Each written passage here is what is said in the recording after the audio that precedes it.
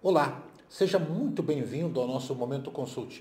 Eu me chamo Gilberto Meira, sou consultor jurídico tributário aqui da Consult e ao meu lado, Diego Carvalho, nosso consultor da casa, e também o Darcy Zangelini Júnior, nosso consultor jurídico tributário.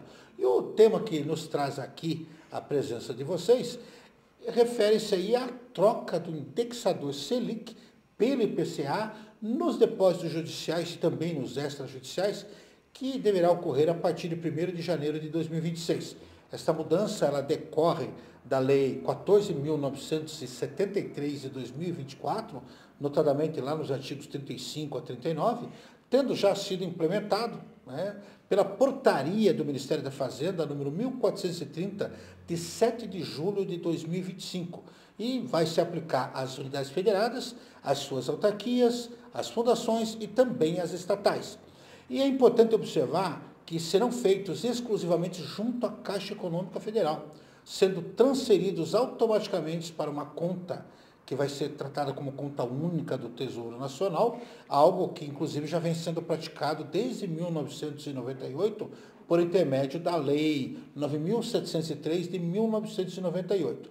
E para nós começarmos esse nosso bate-papo quase que em forma de jogral, eu pediria para que o Darcy nos trouxesse aí suas primeiras observações de o que nós podemos observar e em seguida o Diego vai nos trazer aí os principais pontos que trouxeram aí a nossa preocupação e devem chamar a atenção daqueles que nos assistem. E aí, Darcy, o que nós temos a dizer?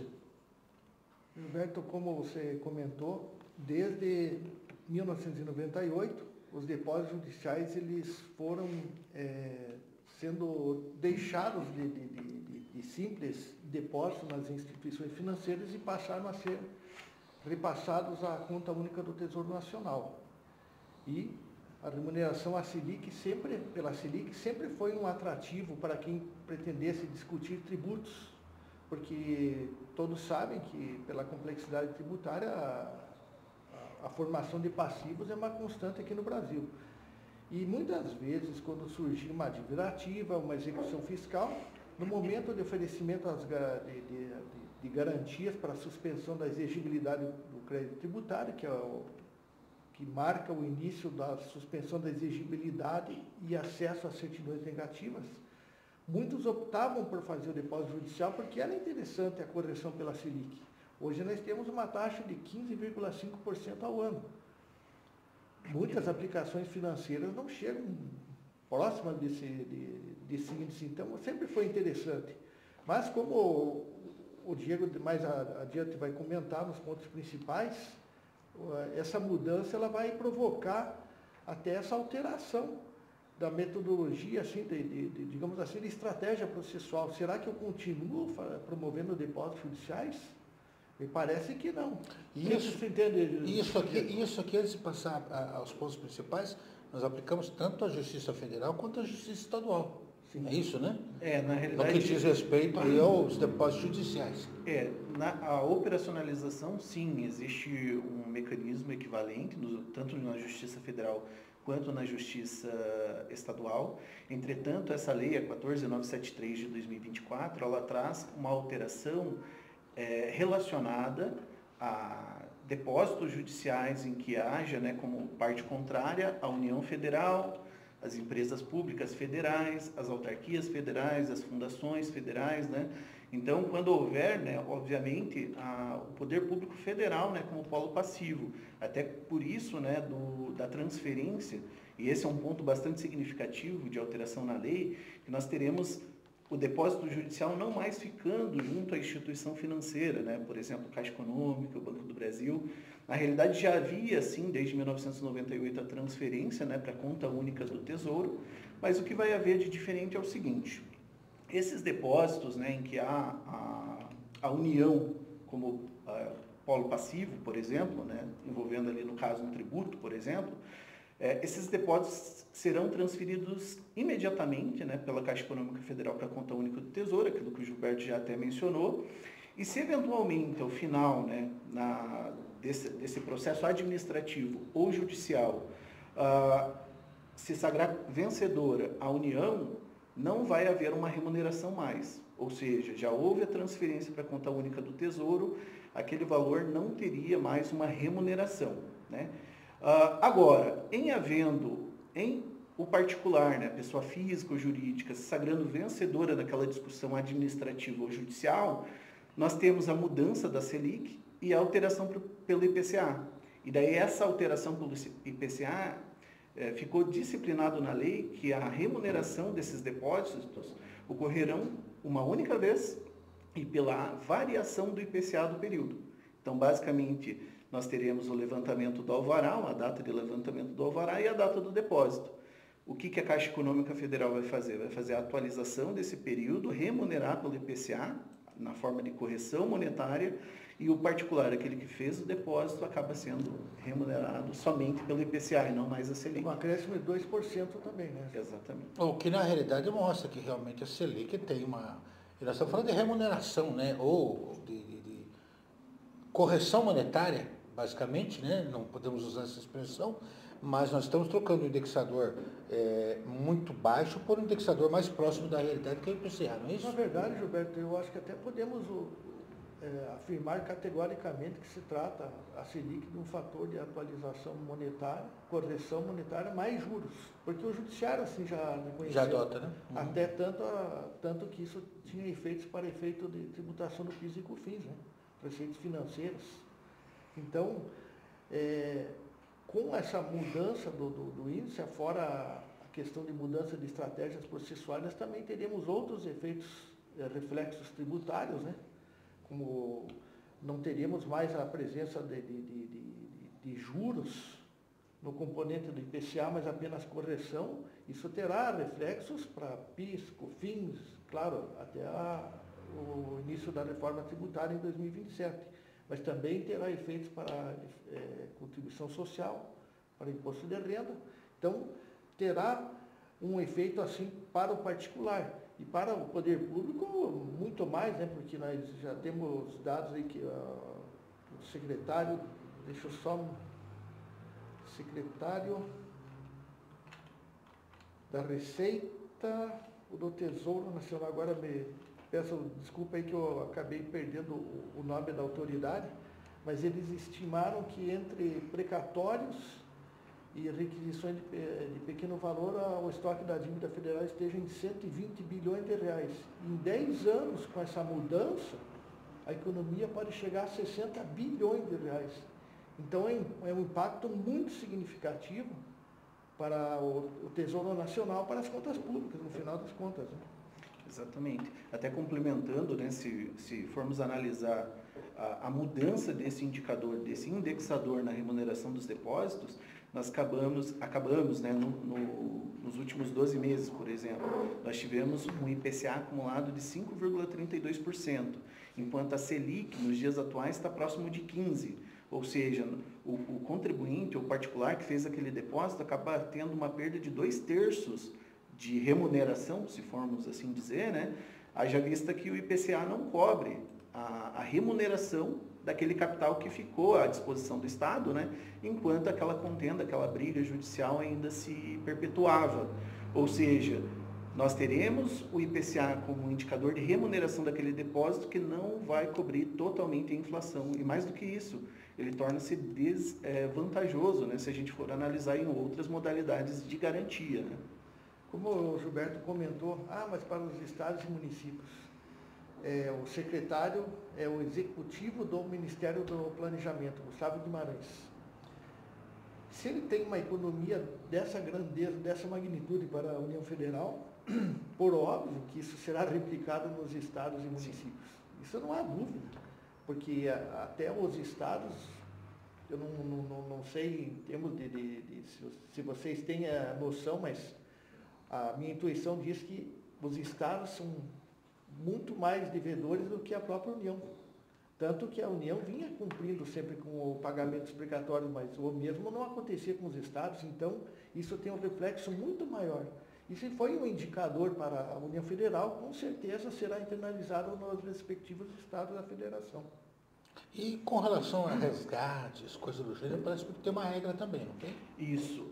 O contribuinte, né, aquele que fez o depósito, ele tem o período de 2 anos após a notificação, né, de que os valores estão disponíveis para resgate, e se eventualmente ele não fizer esse resgate, ele acaba perdendo o direito a esse resgate do valor que estava depositado, mas isso não impede que ele entre com uma ação, né, ou com um procedimento administrativo para obter a restituição daquele valor que o Estado acabou não devolvendo dentro do rito normal previsto na lei, né, que agora traz essa nova regra a partir de 1º de janeiro de 2026.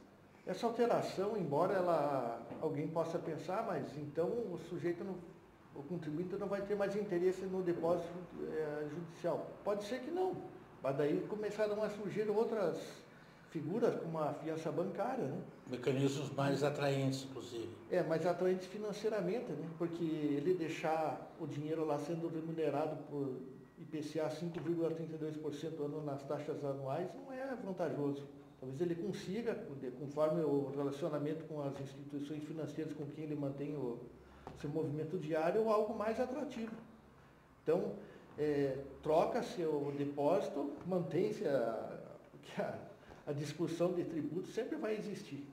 Agora vai mudar um pouco só a estratégia, né, de enfrentamento do problema. Isso não quer dizer, né, Diego, que os tributos passarão a ser atualizados pelo IPCA, é isso? Não, os tributos continuam com as suas atualizações dentro dos índices previstos em lei, inclusive, salvo engano, o parágrafo 4º ou 5º do artigo 39 da Lei 9.250 de 1995, ele prevê a aplicação da taxa Selic para a remuneração dos tributos, né, a correção ali de multa e juros, né, em cima dos tributos federais. Ou seja, haveria inclusive um descompasso, conforme o Darcy já abordou, né, entre a atualização do débito tributário e a devolução do tributo, né, devolução do depósito judicial que foi feito pelo contribuinte.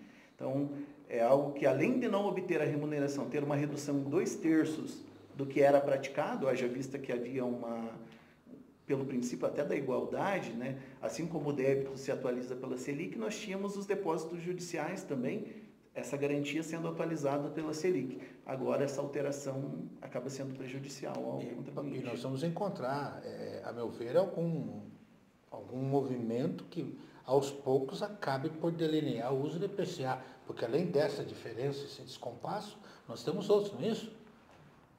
Gilberto, só voltando a uma questão de isonomia, é difícil invocar a defesa da isonomia porque nós estamos dois entes que não são substancialmente equivalentes, o fisco e o contribuinte. Mas é uma medida de justiça que essa alteração ela venha a ocorrer, porque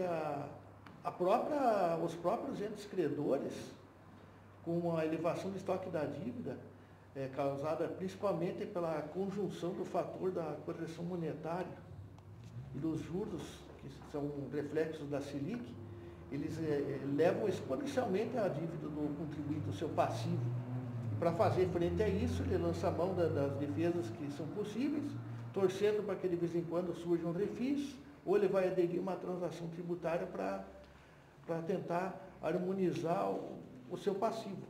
Ao passo que, se você tiver um índice que reflita melhor a realidade, que seja equivalente ao que a União vai adotar agora, a partir de 2026, que é o IPCA, se adotar o mesmo índice, tende a reduzir esse valor e talvez estimular o adimplemento das obrigações. É um efeito reflexo também que eu imagino que possa acontecer no futuro. E nesse diapasão de tentativa de enquadrar tudo como uma regra padrão, existe algum movimento, alguma previsão de alteração de legislação que vocês têm acompanhado? Por enquanto, eu não sei, Gilberto, não está no meu alcance. Não, a princípio, obviamente que com base nessa alteração e início da sua vigência a partir de 2026, a gente possa ter, né, o Congresso Nacional eventualmente sofrendo alguma pressão no sentido de, no mínimo, adotar um indicador que possa também trazer de alguma forma uma remuneração para quem fez o depósito, porque realmente vai perder a atratividade e nós podemos ter a Fazenda Pública não aceitando outras modalidades de fiança, por exemplo, numa execução fiscal, né? Eu me refiro aos precatórios judiciais, inclusive. Ah, sim. Né? Parece-me que já existe alguma coisa ou não? A princípio, os precatórios estariam fora dessa regra, né? Porque nós tivemos a emenda constitucional de 2021, salvo engano, a 103, que alterou indicadores previstos há muitas décadas, né? Indicadores outros, e trouxe a incidência da Selic para a remuneração de precatórios, né? Portanto, ele estaria até fora dessa regra, né? Eles estariam somente compreendidos os depósitos judiciais. Mas tem, Gilberto, a proposta de emenda constitucional, acho que é número 66, que ela pretende, sim, alterar também em relação ao... Tentativa de uniformização do procedimento, né? Porque o grande complicador, em qualquer esfera, seja ela financeira, administrativa ou jurídica, para uma coisa é uma regra, para outra coisa é outra regra. Tudo bem que são situações distintas, mas pelo menos uma regra padrão de correção seria minimamente aceitável, não é isso? Eu imagino que sim.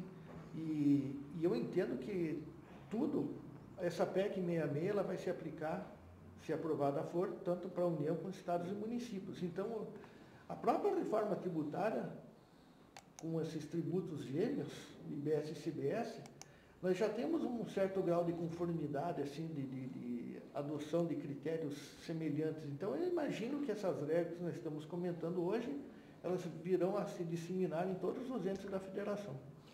E se você quiser saber um pouquinho mais desse tema, os nossos dois amigos aqui já até publicaram um texto lá na página da Consult. Então, você entra lá em consult.com.br, vai lá em notícias e artigos, e a última publicação, agora do dia 5 de agosto, trata do título Mudança do Índice de Autorização dos Depósitos Judiciais Federais. Todo o referenciamento, toda a fundamentação legal, claro que aqui você encontrou comentários adicionais, né? Mas lá todo o link, toda a informação básica que você precisar. Havendo dúvidas, naturalmente, nós estaremos aqui para atendê-los, não é isso? Com certeza. Bom, algo mais que você deseja falar, Desi? Vamos continuar acompanhando e só reforçando, né, as dúvidas, nós responderemos por e-mail. Ok. E você, meu querido, algo também? Não, basicamente essas alterações são representativas, né, mas eu acredito que a gente conseguiu... suprir o mínimo necessário. Exatamente. Gente, o Darcy falou agora em dúvidas por e-mail. E você sabe, né? Nós temos um e-mail, não é isso? Temos. Na última vez eu coloquei o nosso querido Diego numa situação delicada e eu certamente não vou colocá-lo. Mas eu perguntaria ao Darcy, qual é mesmo o nosso e-mail, Darcy? momentoconsult@momentoconsult.com.br.